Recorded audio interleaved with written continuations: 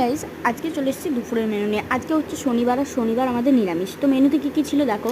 প্রথমে নিয়ে নিয়েছিলাম ঘি, আর সঙ্গে ছিল লবণ, আর ছিল শুধু হচ্ছে সাদা আলু সেদ্ধ, সঙ্গে ছিল আমের আচার আমার শাশুড়ি মায়ের হাতে করা, আর ছিল পটল আলু পোস্ত, আর ছিল আমড়ার আচার। আর এখানে ছিল বিউলির ডাল। বিউলির ডালটা একটু ঘন করেই করা হয়েছিল, যেহেতু বিউলির ডাল আলু পোস্তর সঙ্গে খেতে খুব ভালো লাগে তার জন্য। তো আর একটা সঙ্গে লঙ্কা নিয়ে নিয়েছিলাম, ঘি, নুন আর লঙ্কা ডলে একগাল মুখে ভাত দিতে আহা সে কি স্বাদ, পুরো যেন অমৃত খেতে। আর তারপরে আমার শাশুড়িমা দিয়ে দিয়েছিলো চিপস ভাজা, মানে আলু ভাজা।